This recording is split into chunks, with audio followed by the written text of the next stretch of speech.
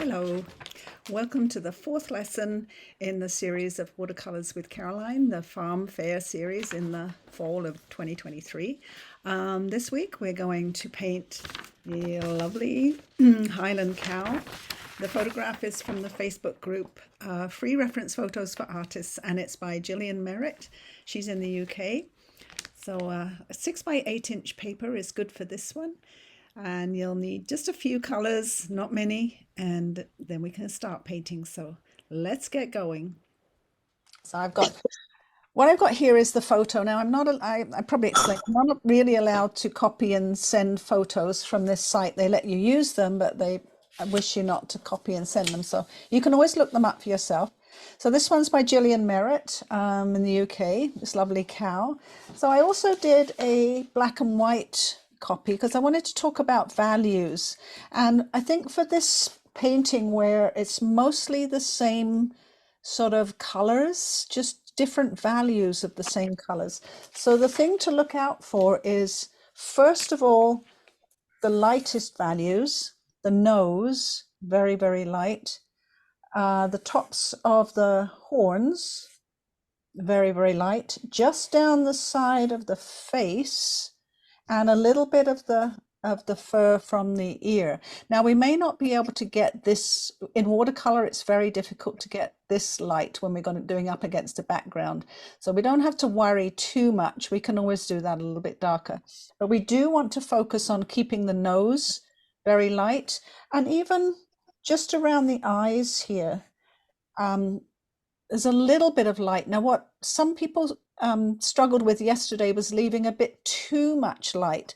So the cows looked very starry-eyed with, you know, a little black eye and then great big circle of light. So this is an area to really, really focus on being careful. You know, areas like the body here, you can do this kind of fur wiggly thing, and you don't have to pay a lot of attention to what you're doing.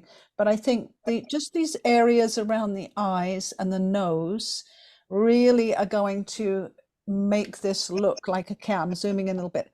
The other thing here is the mouth. Now, if you observe the mouth, there's a line where the two lips, I mean, obviously they do have lips, the two lips come together. And then there's actually a top lip and a bottom lip that you can sort of see before the fur starts. And then these shapes here and here, where there's very dark creases, obviously the lips go around there and the fur curls around them. So we need to get those shapes in to make it look like this cow and sort of look how this cow looks. So those are I'm just sort of pointing out the areas to focus on. Also this nose, although we're going to leave white paper at the top of the nose, the bottom of the nose, as it comes to the upper lip here, gets a little bit darker. So we're going to have to put a little bit of shading. We've got freckles on the nose, and we've got two different shades around the nostrils as well. So those are kind of areas that we're really going to focus on getting detailed. And then the rest of it can be sort of just wet in wet fur. This little area here too, this is kind of cute.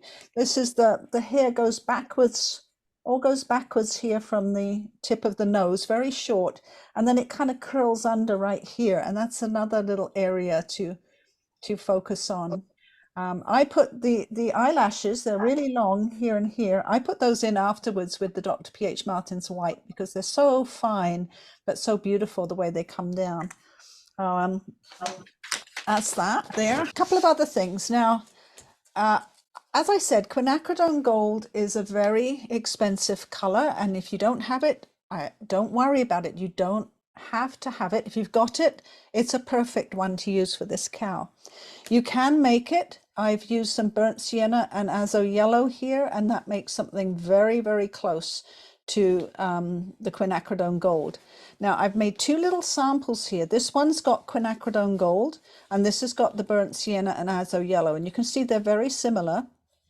The only way that they are different when you're painting is if you want to lift some of the fur to get highlights in the fur, the burnt sienna we're going to use and the ultramarine blue don't stain, so they're easy to lift. So if you put water on them, I've got a little brush and some water, and then you dab them with a tissue, you can lift the burnt sienna and the ultramarine blue off.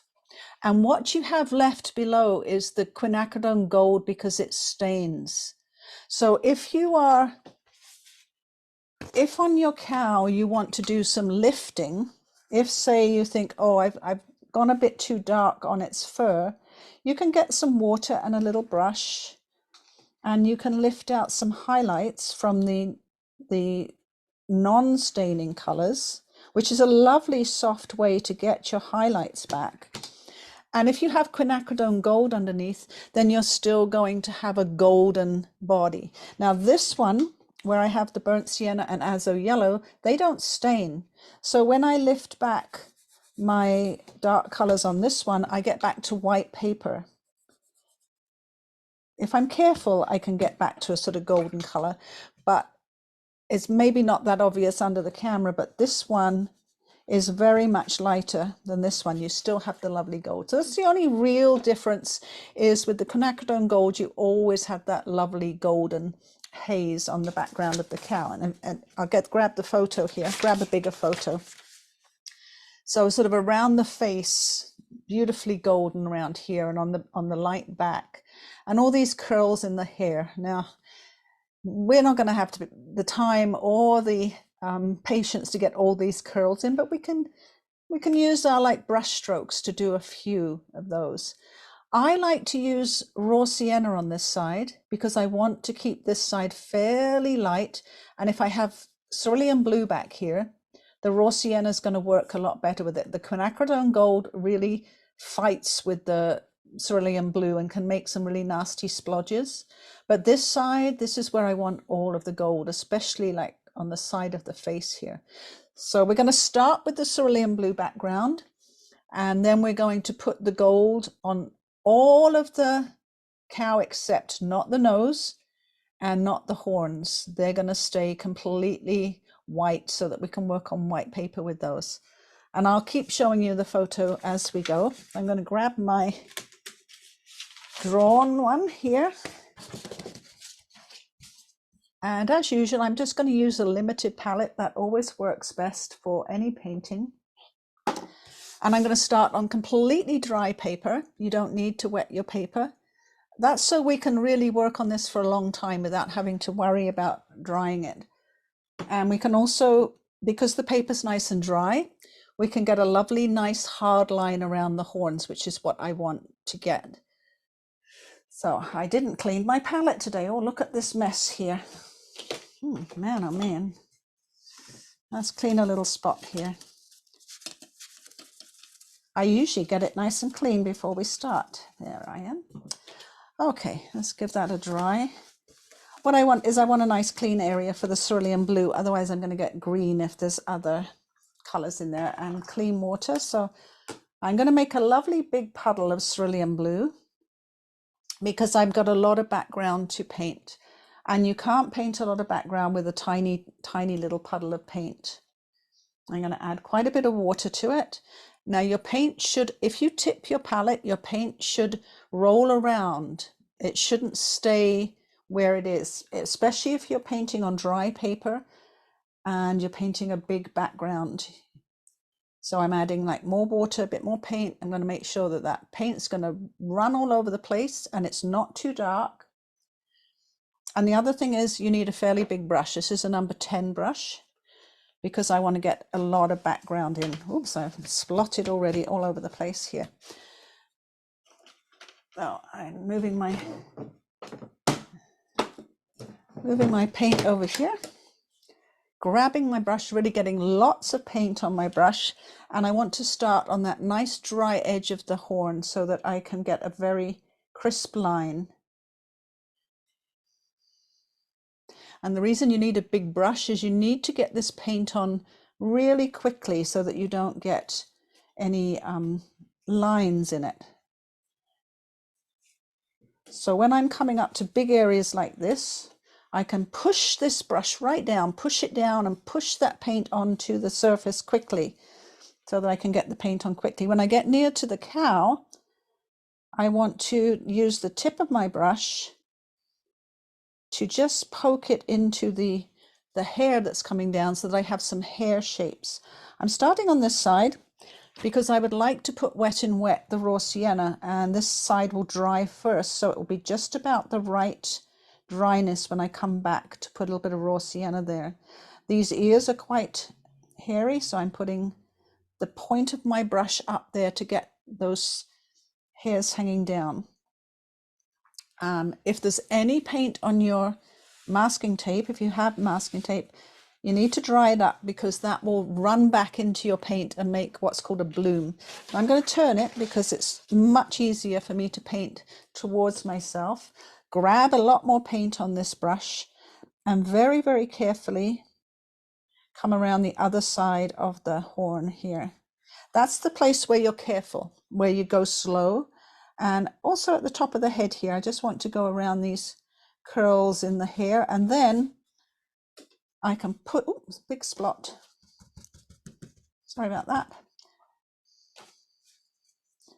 Nice thing is cerulean blue is not a staining color. I can push my brush down to get the paint on quickly up the other side of this horn. Turn it a little bit down this side and across the back. And I keep picking up more paint. I don't paint with a dry brush. You can't paint with a dry brush. And I've got to make sure I've got nothing on the tape so it doesn't run back. And there you go. And I'm going to let you do that while mine just soaks in. Let my blue soak in a little bit. And you can get your blue on if you want to. Cerulean blue is a little bit of a granulating color, which means as it starts to dry, it will form a kind of a granulating pattern. If you don't like that, you could use phthalo blue. It's a bit brighter.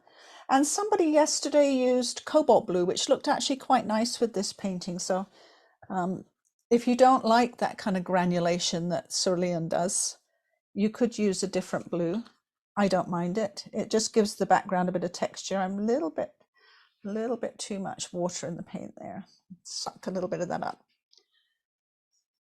Now I'm just looking at this side because this is where I want to put the wet in wet raw sienna. So I just have to be careful it's not too wet and not too dry.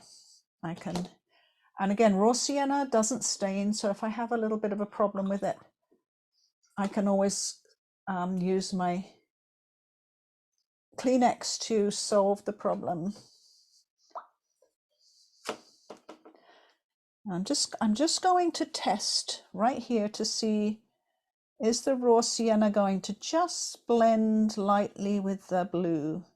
I just want a little soft edge of that ear there. I think it is going to just softly blend with it.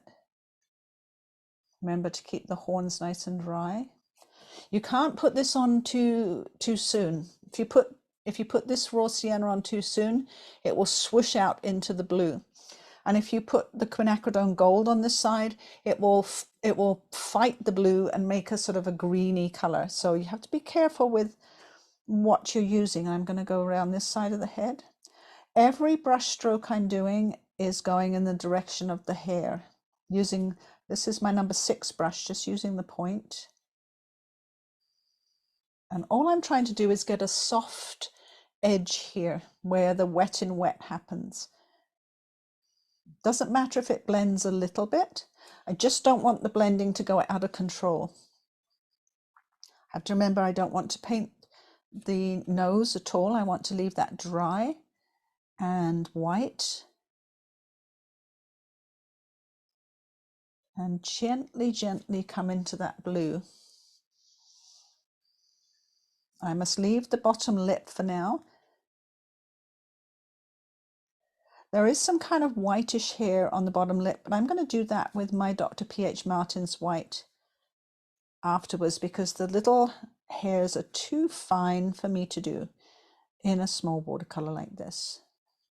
And I don't like masking fluid. It's horrible, clumpy stuff. I'm just putting that on, just getting that soft edge there. Soft blending. There's still a little bit of white showing. And if I'm going to stop painting at any point, like here, I'm going to make sure that the brush strokes where I stop painting are going to work with the other brush strokes when I put the Quinacridone Gold on. So I don't want to stop with a hard line anywhere. I want to stop with actual curls in the hair, so that when I put the other color on, I'm not going to get one hard line up against another hard line. As you can see, the blue is just soaking in. There's no brush strokes anywhere. That's because I went quickly and wet wash and didn't go back over it. If you go back over it at any point, then you start to take the paint off and you start to get brush strokes in your paint. Now, I'll see if I can make that happen. It's hard to make mistakes happen when you want them to. I have mistakes all the time still when I don't want them. I'm going to use a little brush. I'm going to use a kind of a little harsh brush and paint that's not wet enough to show you. I'll zoom in a little bit to show you what happens if you've got a harsh brush and paint that's not wet enough if you're trying to do a background. What I see quite often is people painting their backgrounds like this. Their brush is hard, it's not loaded with paint, it's quite dry, and they're really struggling to get the paint on. So they're painting into their paint a lot, keep painting into their paint. Then they think it's a bit too strong maybe, so they get some water on their brush and they try and dilute it because they feel it's too strong. And what you end up with is a lot of brush strokes and back runs in your paint. That's why you need to have a nice big brush, a nice soft brush, and paint that's flowing, not dry. See, this is dry paint. Hard, it's really hard to get on the paper. It looks okay in the palette. This is what it looks like in the palette, what I just mixed. It looks okay. But if I mix the proper consistency of paint for a wash and I push my brush down, it goes on really evenly and easily and quickly, and you don't have any struggle and you don't have any lines in it. So the brush and the consistency of paint are really important. Sorry to belabor that point, but I know that a lot of people really struggle to get a nice flat wash on, and they never quite know what they're doing, that they're not getting the good results. Of course, if you drop any paint or water into this, you just get a mess, which I do a lot. So I'm often very messy. I have to be very careful not to be messy. How's everybody doing? I'm trying to just see how you're all getting along. Now if you don't have Quinacridone Gold, don't worry. You can mix the burnt sienna and the azo yellow so that you get a golden sort of yellow color like this, and more yellow than gold. Or you can use raw sienna with those colors too. You just want a golden color, a nice golden color for the background of this cow. I'm going to use my Quinacridone Gold. I don't use it very often because the reason being is it's so strong. It stains so badly that once you've used it, you have to be absolutely sure that's what you want to use. And I want to dilute it so it's not too strong. And again, big brush, because I'm putting on a big wash right now. And I'll start with the big part of the cow, which is the back, and come around the horn, of course. And I have my number 10 brush again. This is the ear right here. I'm going to go right over the eye because the eye is very dark, and small, and I'm going to point my brush into those strokes that I did right here so they blend.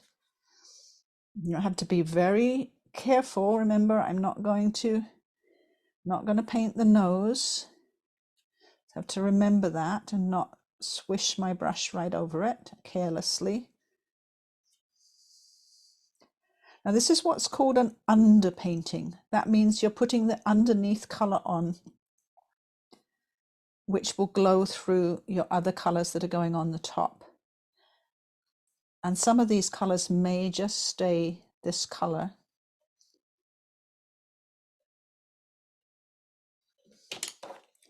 And over here, I want to make sure that this blends in by pulling that in. Oh, and the ear does come up here, comes up here. So anytime I have the two colors coming next to each other, I want to make sure I blend those brush strokes.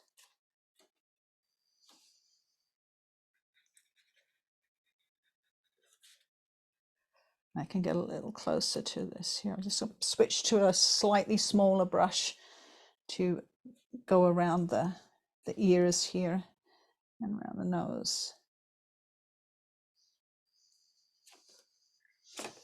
Now, while this is still wet, I can put in some of the burnt sienna.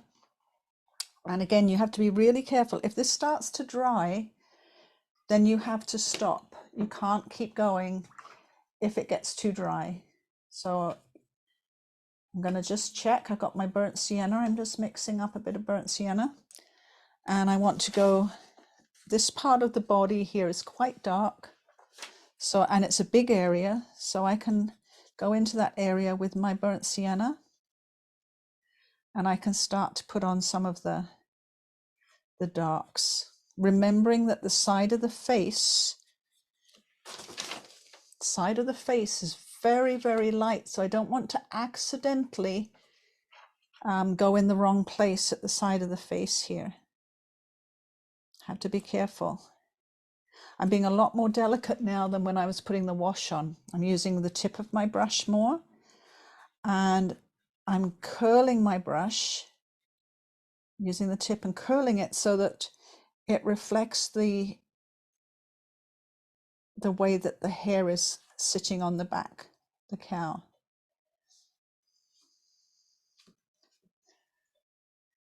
Because these brush strokes will continue to show.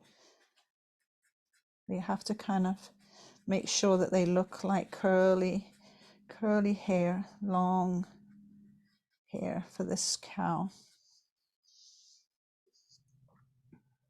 Now, as I come down here, where it's way darker, I can put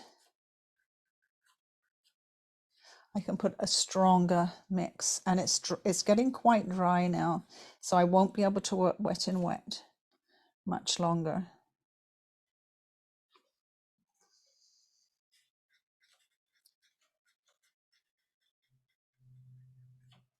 I have to leave that because I can't keep going. I'm going to look at this and see that the side of the face is very light. The side here is very light. Quite a lot of the hair on top is light, but not as light as this. So I'm just going to test and see. This is still quite wet. And the top of the head's quite sort of a reddy brown. So while this is still wet on top of the head, I'm going to add some burnt sienna to redden this part up a little bit.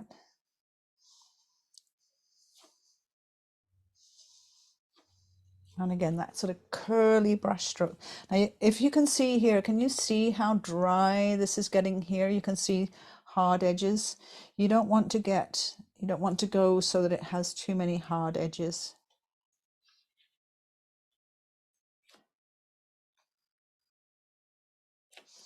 And I want to have, coming down to the top of the nose, I want to have that quite light.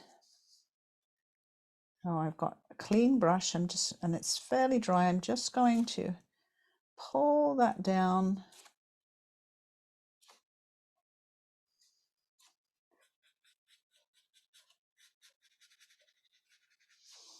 And then it's reached a point now where I have to have to dry it. I can't work any more on this because I will get backgrounds, I'll get very dry lines, I'll get dry against wet, and it won't work very well.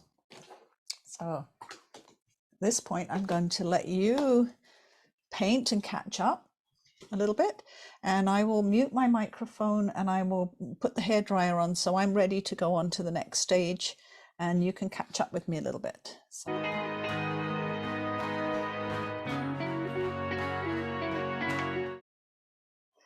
And if we're going to make a color for the nose, a good color to use is raw sienna mixed with rose.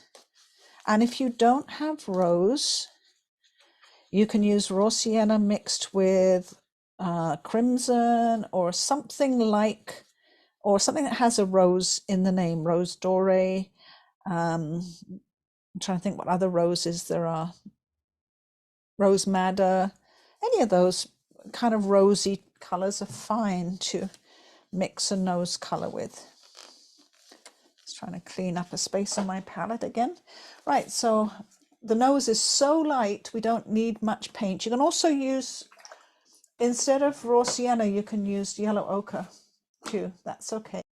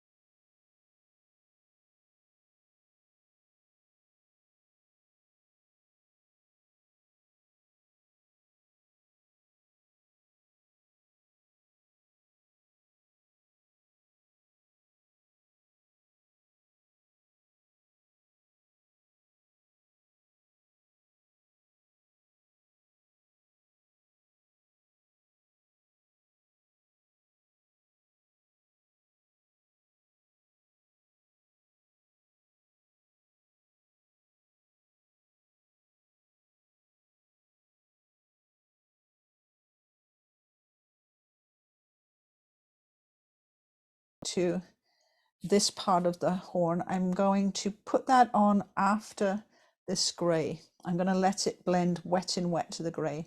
Now the good thing is the horn is all kind of it's all kind of mottled, like it has very mottled, rough and uneven texture. So anything I do that's mottled is fine.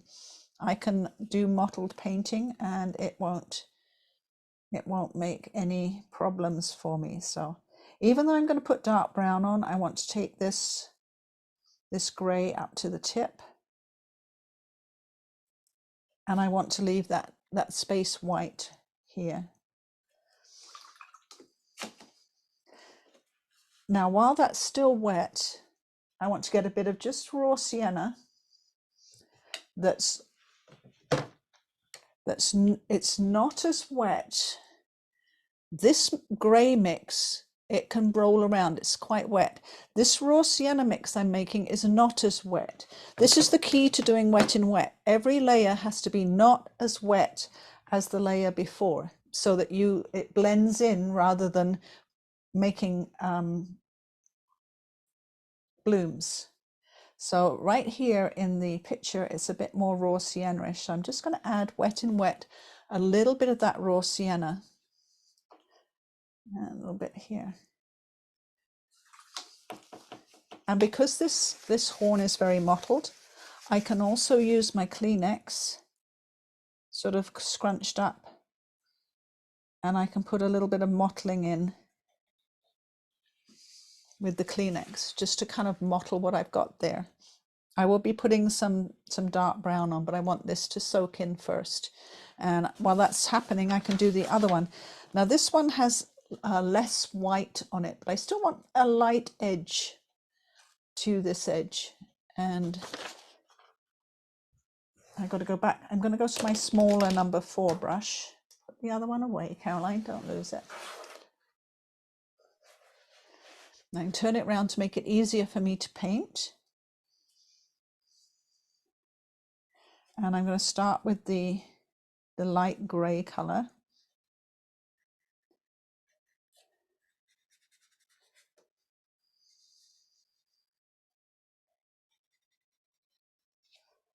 And I'm getting a little bit of the raw sienna, and then I need a little bit more cerulean blue coming up here. Again, this is an underpainting, so it'll show through. Dotting on the darker grey.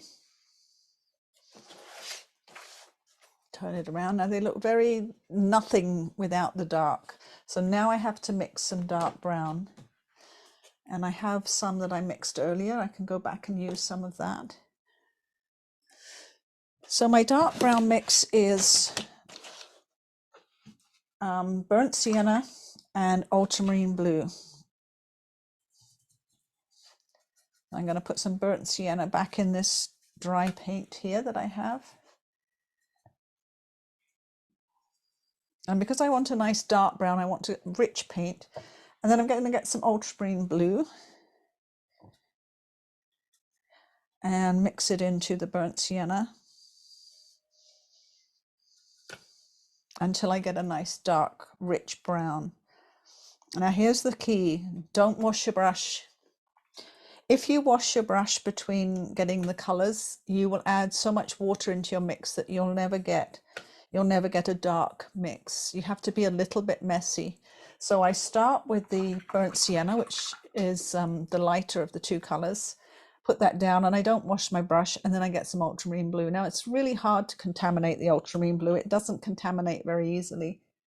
So, you know, I had burnt sienna on my brush. If I get some ultramarine blue from here and put it here, you can see it's not particularly contaminated with anything, and I can mix it with something else. So, but every time you wash your brush, you add, see, I've washed my brush, and then you dilute your mix, especially if you don't dry your brush in between. It's fine to, if you really, really don't want to make your paint dirty, it's fine to wash it, but then you have to dry it really well before you pick up more paint. Otherwise, you just keep getting a watery mix. I'm going to just move those over. I moved my painting away because I have a very bad habit of dripping paint over everything. And go back to my number 4 brush and that nice dark brown paint. And the good thing is, while I was doing that, the paint that's already on these horns is pretty much dry. I'm going to start at the tip here and then drag it backwards. And then I'm going to dry my brush off a little bit because I want a little bit of a dry brush look here where I don't sort of paint as much paint on, and it gives you a bit more texture. And down here, even more dry brush. I'm drying off my brush a little bit and just dragging it over this area here.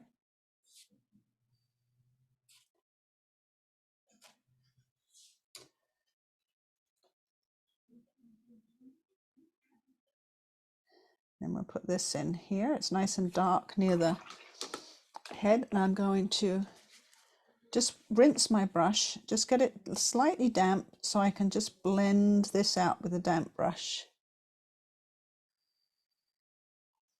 into the lighter area. I'm going to get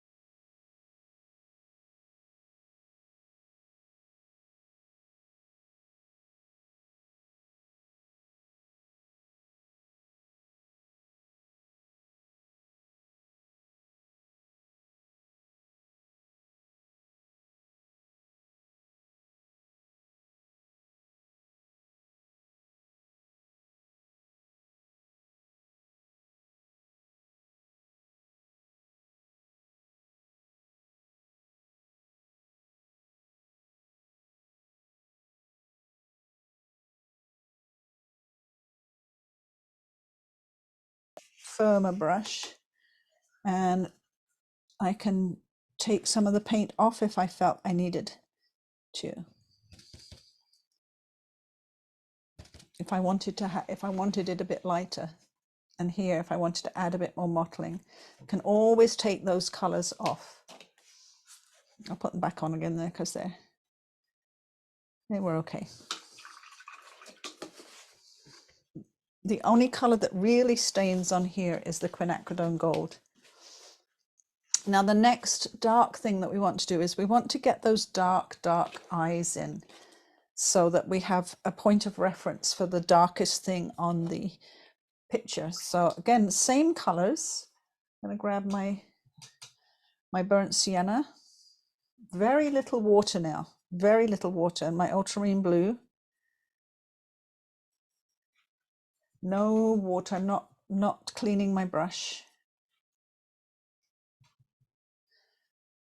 Okay, there's hardly any water mixed with this. This is what's going to make it dark. And I maybe want my number 2 brush now. I want to be really, really tiny. I'll get my little tiny number 2 brush, or you can use number 1. And I'm going to put those dark eyes in. Now there is a little tiny light reflection, but I can't put that in this tiny an eye until afterwards. I'll put it in with my PH Martins when this is dry. I'll put that one in. They look weird before you get the rest of the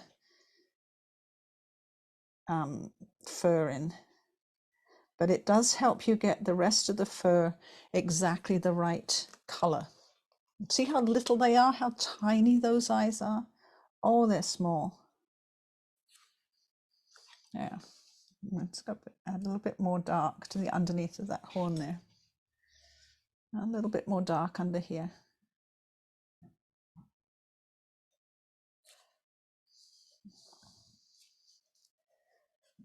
There, so we've got some of the darks in.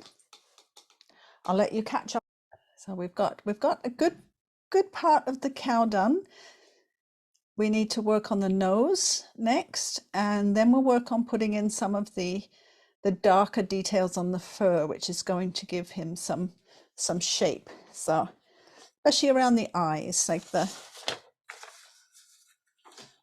big places we want to give face shape is around all this dark around the ears and the eyes here, and this one here. That makes the, like, if you can see the shape of the nose here, this shape, this is important to get all this dark in so that you get that shape. And we're going to work on this part, the lips and the mouth and the, what I call a little goatee here under his bottom lip. We get all those things in and we'll give him some character, or her some character. So let's go back to our beige color. Get my brush, my number 4. So we want to mix a beige that's slightly darker so we can put a bit of shadow in this lip. So I'm going to go back to the raw sienna and the rose, a little bit more intensity. And then I'm going to add a little bit of burnt sienna to that to brown it up a little bit. A little bit more burnt sienna. And then I'm going to test that and see what that looks like. It needs a little, oh, it's here under the camera, Caroline. It needs a little bit of blue in it. I'm just going to take the tiniest bit of ultramarine blue, and I want to test it with a bit of blue in it. It's just made it a little bit more grey, and I put a little bit more water with it. So what we want, I'm going to put it on top of the take the tiniest bit more. When I say a tiny bit, I mean a really small amount of blue. I'm going to put it on top of that pink that we have for the nose to see if I've got a good contrast there. And I'm going to dilute it out even more and see if, yeah, I think I even need to dilute it a little bit more. But because I've grayed it down with a little bit of ultramarine blue and a little bit of burnt sienna, I have got a nice contrast, even if it's quite light. So I want a very small brush. My number 2 is one of my smallest ones, and that mix that I just made, which is here.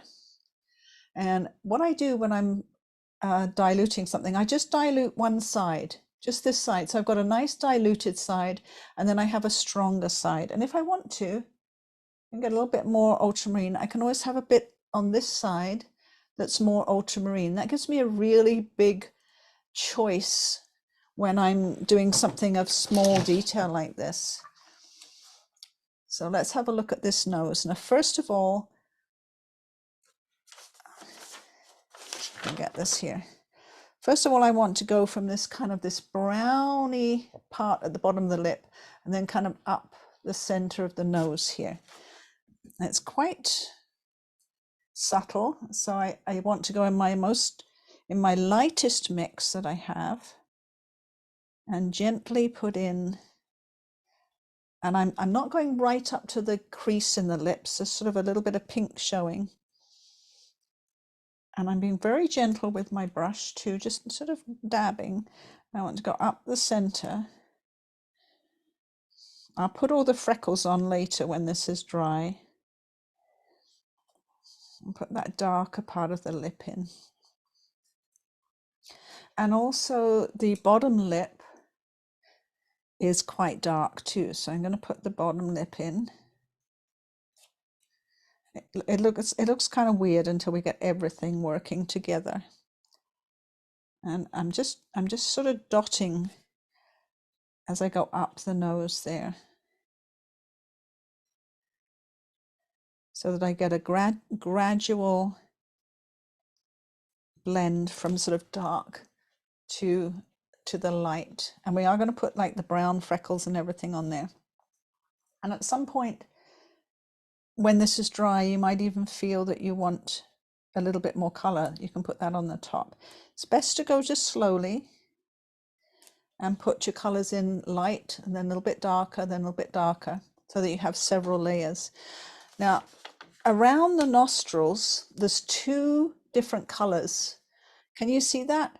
Sort of a big oval here is a very pink color, and then there's a very dark brown sort of hole, you know, where the nose hole is. So we're going to put the light pink in, and then we'll let that dry, and then we'll put the dark brown nose holes in when we put all these freckles on and the line in between the lips.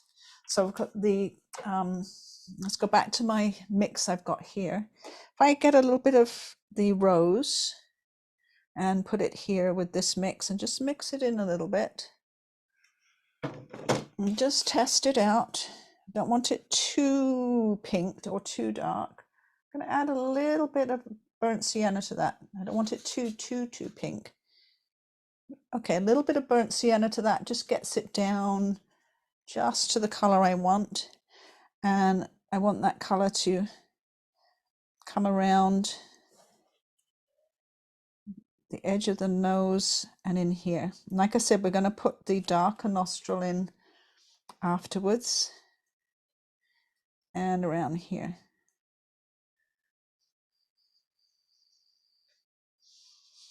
So that goes in first.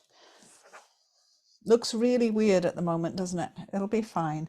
Also, on the edge of this lip here is fairly pink right here. I'm going to dot some pink in on the edge of that lip, just like that. And then we'll come back and we'll do all the other colors. If you want to help you, you can do the top of the nose as well. I want the burnt sienna.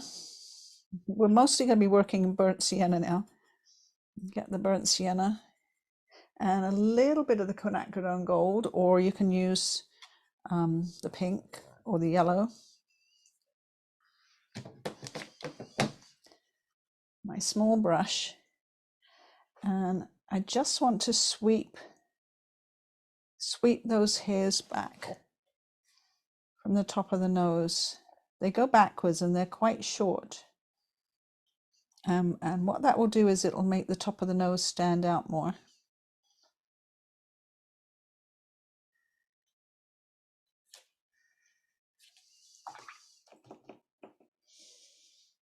And they're where they reach the top here, there's a definite dark area, but we can't put that in till this is dry. But I want to get those in just so that what it does is it makes the top of the nose much lighter when you get that line in.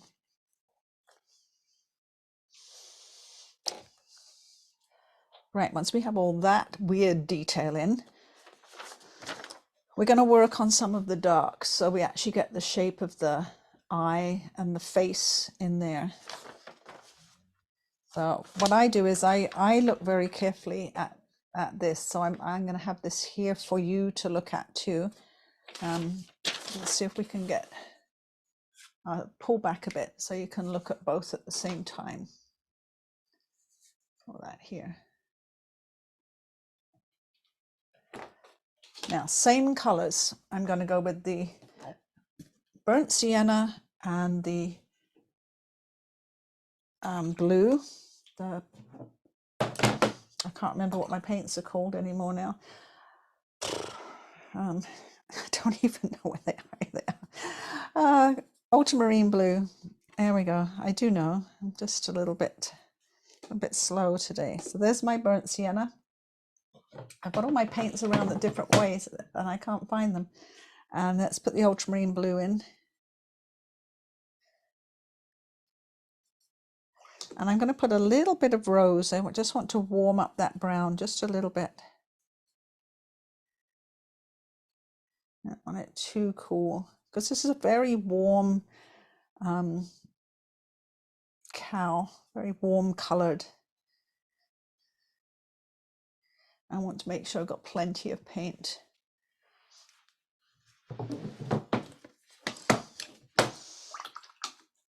And I'm going back to my smaller brush because I'm going to really get into some small spots here. I'm going to start with the left ear. And on top of the ear, there's some quite light hair. So I want to be doing these darker hairs inside the ear. And I'll sweep backwards because I want to have like the pointed hairs coming outwards. I'm going to try and get a few hairs going over the top of that area. Now I know there's a lot more on the photo. That's an awful lot to negotiate in a small picture. I'm just going to go with a couple of them.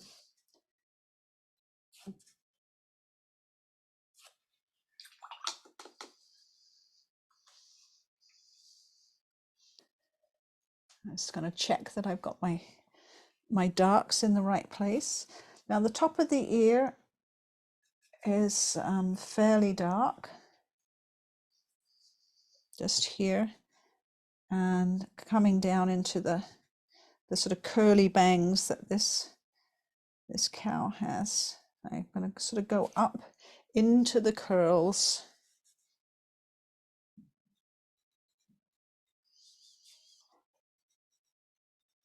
And I'm lifting up my brush so that I'm very, very lightly painting with just the tip of my brush as I go up here into the curly area.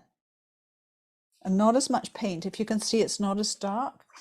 And I'm going to use a wet brush just to ease that in to make these a little bit softer. A little bit of wet brush to soften those up. This curl that comes up here, I'm going to define that a little bit. And there's a spot in here. And again, wet brush. And just ease those curls in a little bit so they're not too dark and too strong. And then we're going to come down the side. Now, the side of the face is very light, so we need to keep that light area, but we've still got to come down here to give the side of the face. And if I pull down with just the point of my brush, I get that look of the hair coming down. And if at any point you feel you're getting too dark, you can just use your wet brush to lift it off a little bit. And I have to be careful around the eye because there is like a light area just around the eye. And I want to get that in now. Now there's a light ridge under the eye and above the eye. And then it's sort of very dark just here. And again, wet brush to ease that in a little bit. And then it's lighter here. We're going to go a little lighter with brush strokes, and then we can darken them up with the next layer. And on top of the eye, there's kind of like a lovely brow that comes up.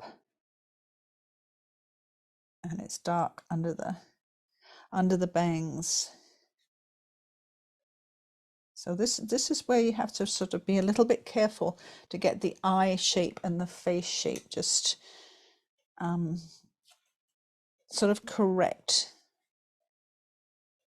I'm putting in a little bit more dark. Now, just under here, there's this triangle, this sort of triangle here. So I want to make that sort of triangle shape that comes up here, around here, and around here. If I make that shape, I'll have some of the correct shadows for the cow's head.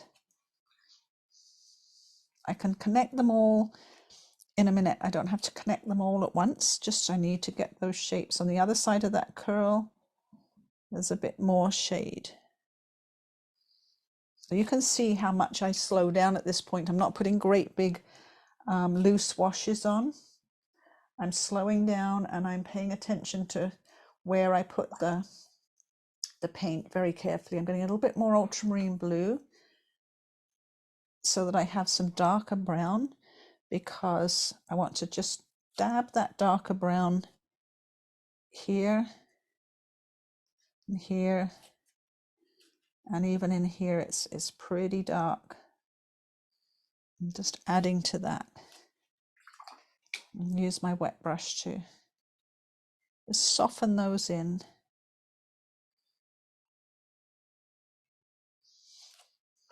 And a little bit of dry brush there. Now, as you do this, the eyes won't look so weird and starey once you get some of these lighter colors in. And sometimes it's not a really dark brown, so that when it's not so really dark, you can use more just the burnt sienna. For instance, down here, under the eye, the hair goes in this direction, but it's not as dark as the shadows back where I was painting before. So I've just gone to more like a burnt sienna mix for under here, and the hair at the side of the nose here, it comes out in this direction. So that's the direction that you need to have your brush strokes going.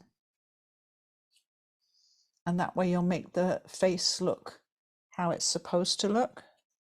Now, I'm going back into my darker mix while this is still wet, and I'm adding a little bit of dark just up closer to the eye,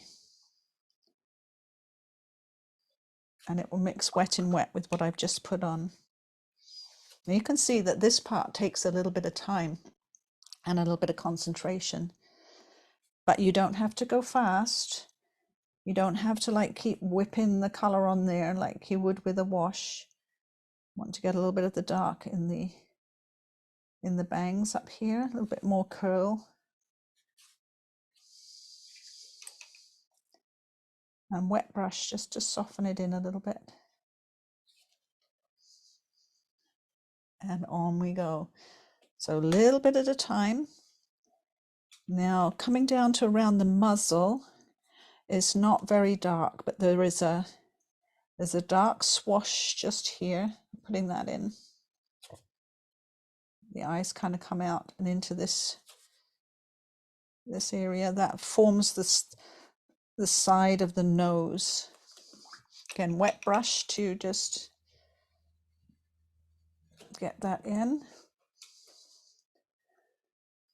And the hair comes around like this. And down the side of the nose here, there's a darker patch right here.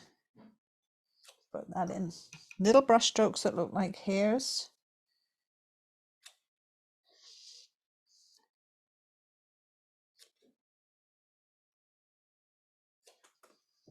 And now you're forming the side of the nose and the side of the mouth. Now, I think that my nose is all pretty dry now. Underneath this lip here is pretty dark, his little dark goatee. So I'm going to get my nice dark brown and maybe add a little bit more blue to it. Get it really nice and dark because it's a very dark area. And put that little goatee in. Now you can see his bottom lip, so we're not going to go over that. And there are some light hairs. So I'm going to leave those kind of showing.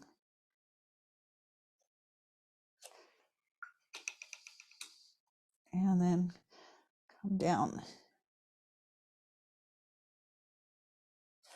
And of course I can have those hairs going over into the light blue too. Kind of nice. I've got my really thin, little thin liner brush here. I get some burnt sienna on my really thin liner brush. And I can just pull out a few lovely wispy whiskers. That's a good word, isn't it? Wispy whiskers. And I can pull those out with my little liner brush.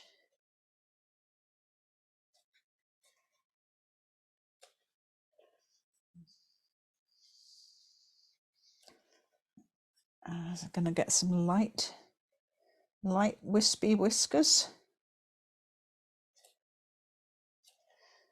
And then go dark. If you notice, under here is very dark too. Let's get my number 4 brush. Really going through, I'm going to have to replenish my burnt sienna. I'm really going through the burnt sienna. And so we want to get that really dark area into under here.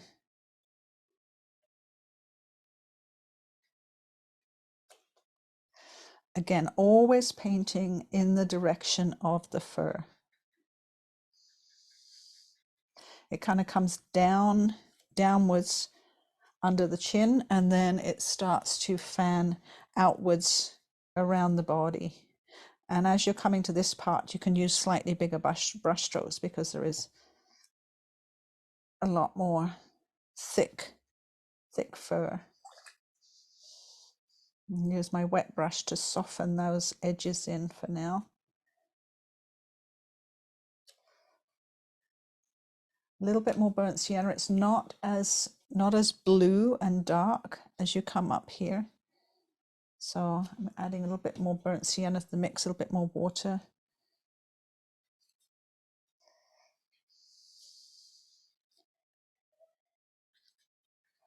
And getting the shape of the fur.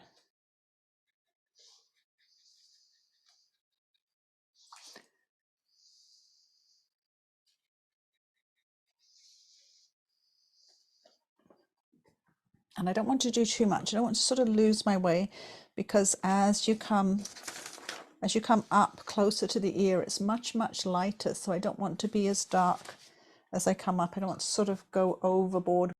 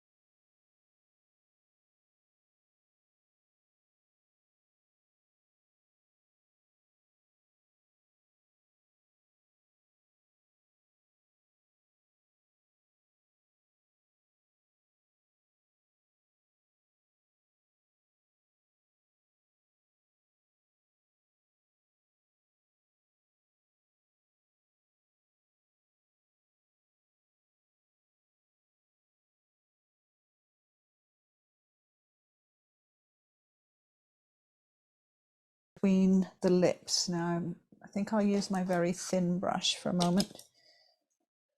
And you definitely want your darkest brown. I'm adding a little bit more ultramarine blue to my brown, my thin brush. And I want this line between the upper and the lower lip. It's kind of curved downwards a bit.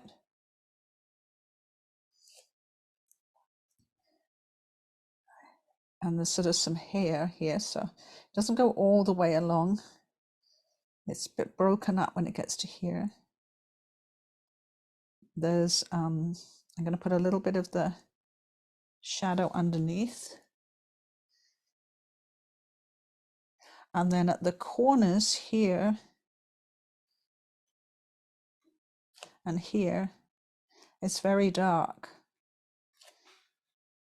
I'm going to put those dark shapes in.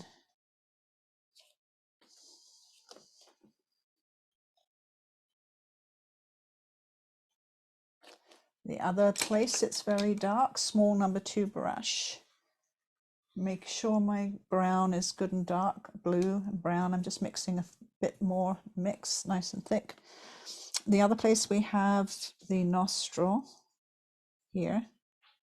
Of course, my pink is dry now, so I can put these nostrils in.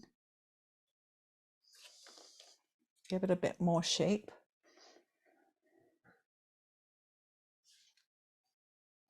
And all over the nose are some freckles. So let's get the freckles in. It's kind of a big freckle here. They're all different shapes too.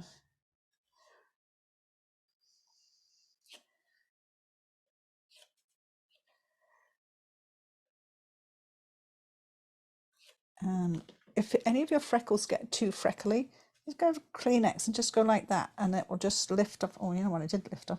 I lifted off the nostril. I didn't want to lift off. There we go. Yeah, if they get a little bit too freckly, you can just dab them off. And there's still some very dark color on the top lip. And again, I'm just going to stipple my brush, just dab it on little tiny dots, putting that line of dark just above the top lip. A bit of that fur in.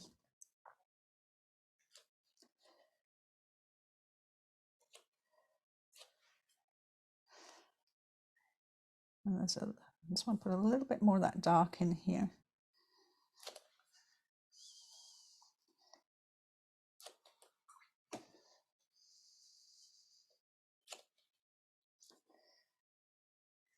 And you can see as my darks are drying, they're getting lighter as they dry. So sometimes I like to go in and just put on a second layer and darken them up a little bit if they look too light as they're drying. But I'd rather have them too light than too dark, because I can just go in and add a little bit more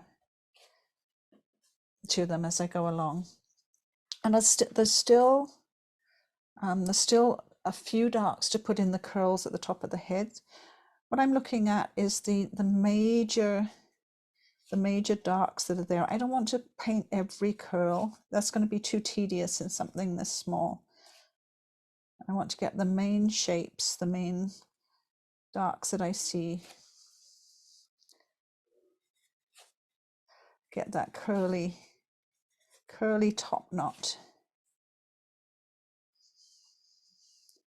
And what you can do when this is all dry, if you feel like, and I did on mine, if you feel like you wanted a little bit more reddy brown, you can just go over with a complete wash of burnt sienna over the top when this is all dry, and you'll still have your nice soft curly darks underneath, but you'll have a little bit more of the sort of reddy brown look. And there's quite a few areas on mine that just need to be a little bit more reddy brown.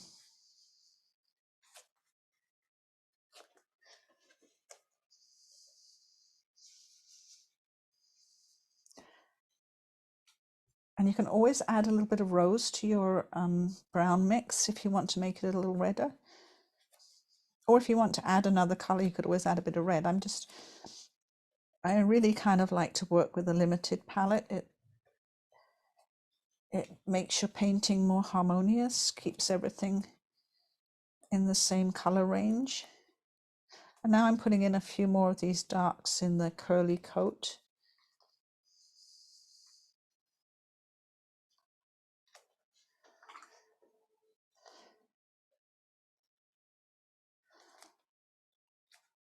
And I'll get a bigger brush to put just a few in the back of the coat. I think my number 8 would be a good one. So I don't want it too dark on the back. Get my Quinacridone Gold. And I just want a little bit more shadow on the back. So it's just my Quinacridone Gold to add a little bit more shadow, using my water on my brush to soften that in.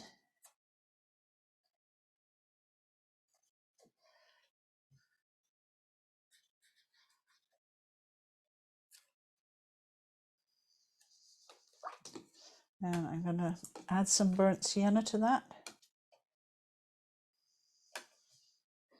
And just get a little bit more texture.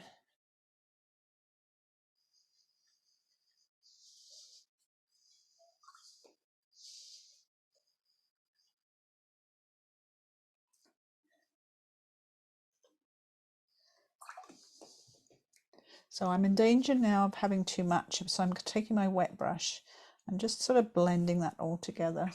It's really easy to overdo all the curly coat. So when I do that, I just wet brush and blend it all together. And also on top of the head, I get my burnt sienna with a little bit of rose, tiny bit of rose. And I might just add a bit more warm color to the top of the head here. And I have to make sure that my dark color is fairly dry before I do that.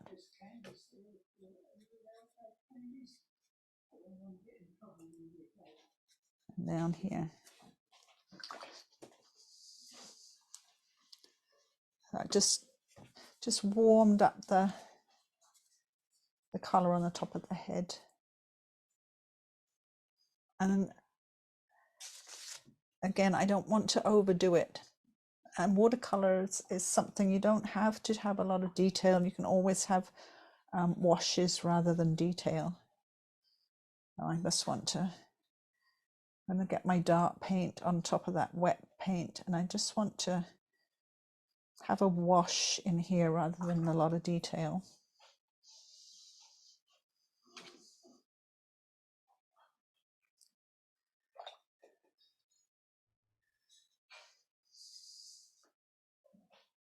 I'm looking at the side of the face. I might want to add a little bit more warmth. A little bit more warmth there. And then I think, for me, I don't want to do too much more at the moment, because I know I'm in danger of doing too much if I keep going. I'll go back to this was the first one I did, and I've got a lot more like sort of burnt sienna wash on that. So when this is dry, I might just add a wash of burnt sienna to warm that up a little bit. I might just take that down a little bit with my Kleenex so that I can wash some nice burnt sienna on. I got cows all over the place. Got a herd of cows here. I think yesterday's, I overdid yesterday's. Yesterday's was a bit dark, and then I did more on it this morning that made it even more dark.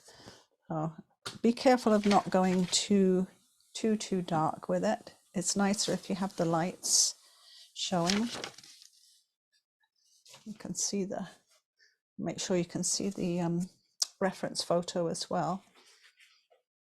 And I really think in here I've left a bit too much light probably. I could have had more of a wash in here, because on the photo I just see dark in here. I think I've left a little bit too much light.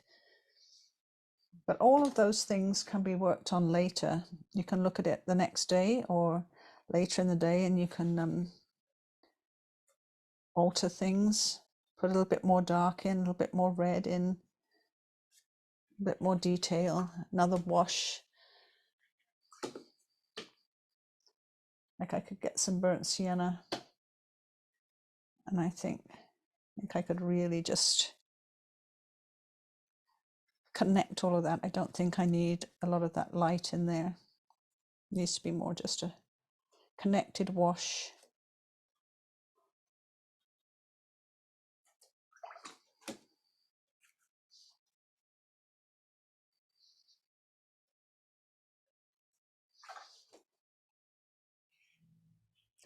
And like I said, you can also, when it's dry, if you haven't left enough light, like I don't think I have here, you can go back and you can get rid of some of that dark paint and just lift it out. I think I needed a bit more light down here, maybe even here. Negative painting is so much harder than positive painting. I just got myself back a little bit more light. Now I'm going to just zoom. I wasn't going to zoom in. I was going to zoom back a little bit so you could see both of them. And I will do a little bit with the PH Martin's white, just to give a few whiskers and a few highlights and the eyelashes and those kinds of things. I'll just let this dry a bit, and I'll let you work on yours for a minute while mine does a little bit of drying. Anybody got any questions? Does anybody want to ask anything?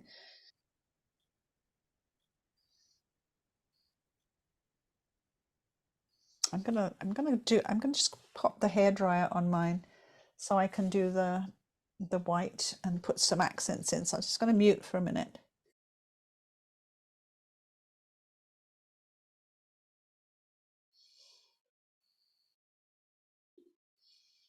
Okay, I've dried mine off a bit. I'll just wait a minute and then I'll put some of the I'll also put the what I'll do is I'll put the picture here too, so that you've got a better look at the original picture.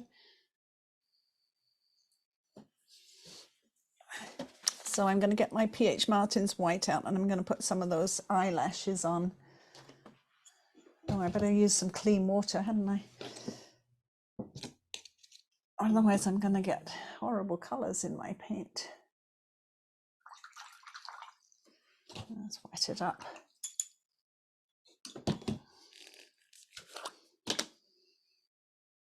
I don't know why this stuff is so expensive. I don't know what they put in it that's so expensive. Magic, I think. Oh, I've got white everywhere. Going back to typing, that's like the what an invention, the Tipex and the type at whiteout and all the stuff they made for typing errors. That was some industry, wasn't it, for a while?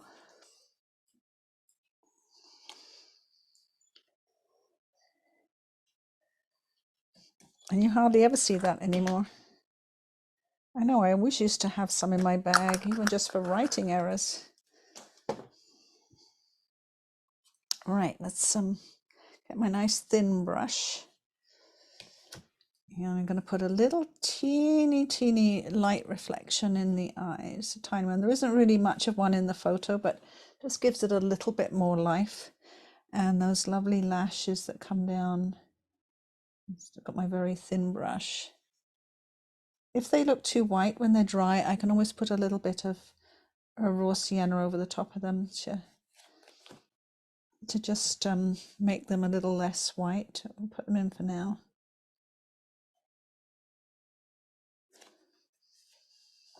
And of course it's great if you lost any white from your nose, or if you lost any white from anywhere, you can always put, you know, if you lost a little bit of the light here, or if you just want some of this sort of more shaggy sort of look on the head. Now I know this is white for now, but I can go over it with some light raw sienna later to make it blend in with the rest of it. Just want to have some of these really light strokes.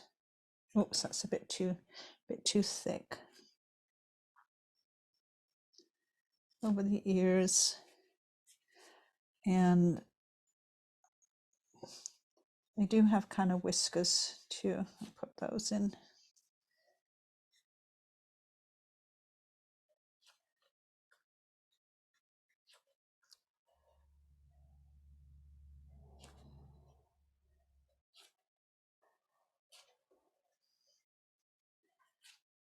A little bit of curling here, looking at them. You can also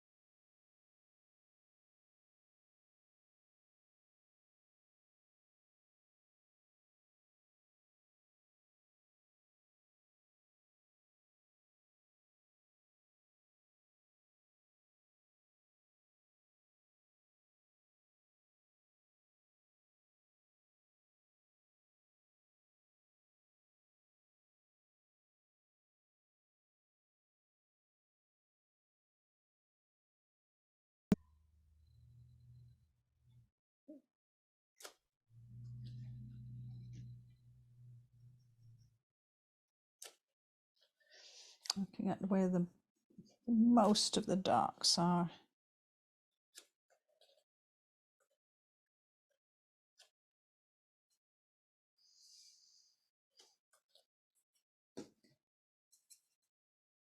my really thin brush now, just so I can make some really sort of thin marks.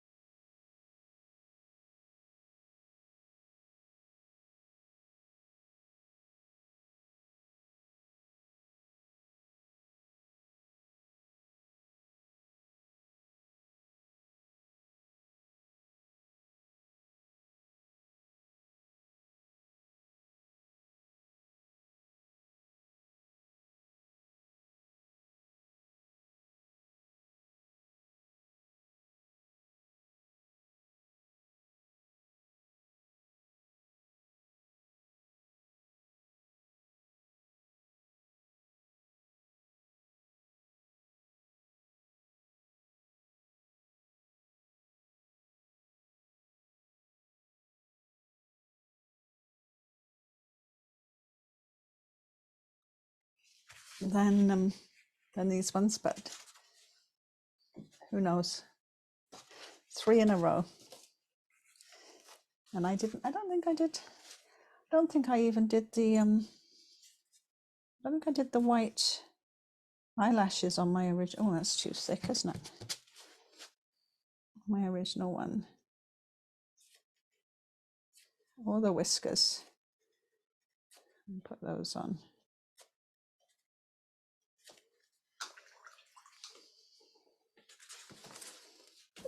Anyway, that's as good as it gets for now. I don't like yesterday's. I will cover up yesterday's.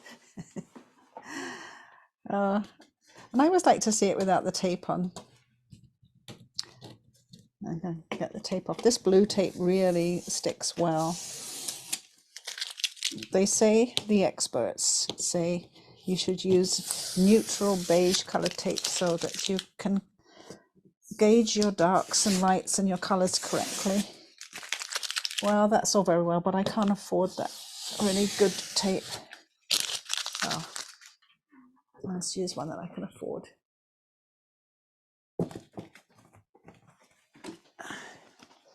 Oh, it always looks better with the tape gone. We can take yesterday's off too. I think that's done. Maybe get some of my boards back and not have a big pile up here of unfinished work.